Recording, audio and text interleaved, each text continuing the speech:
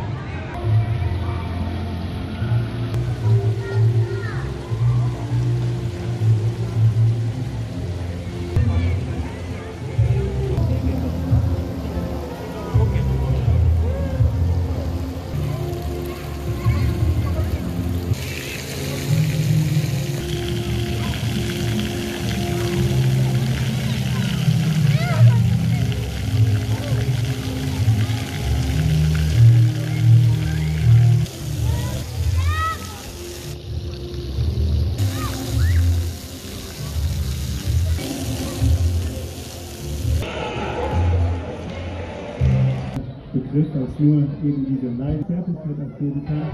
Und darum geht es in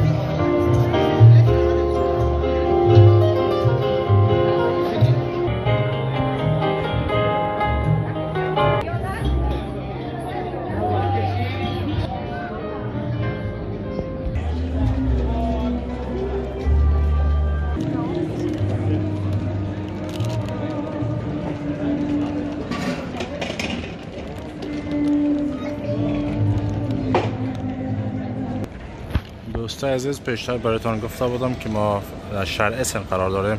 اینجا هم که یک جای مشهور اسن است. دو هفته بعد یا یک هفته بعد همیشه وقت یک پروگرام میگیرن، از هر قوم یک پارتی میگیرد. سنباش پر قوم عرب، قوم دوچ، انگلیش، افریکان قوما یا از این مردم اینجا پارتی میگیرن و بین هم جمع میشن. پروگرام ما می است که برای شما جای مشهوری آلمان و جرمنی را برایتان ویدیو بگیریم، شما تماشا کنین، لذت ببرین.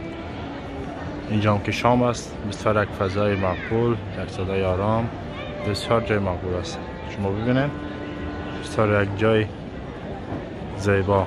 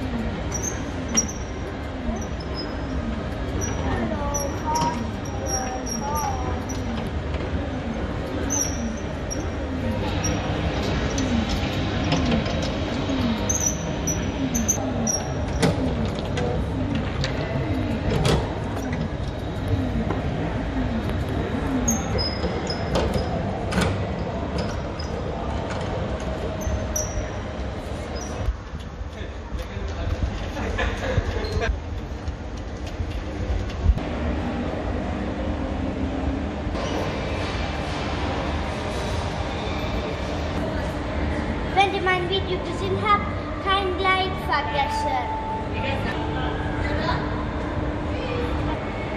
Tschüss, bis nächste Video.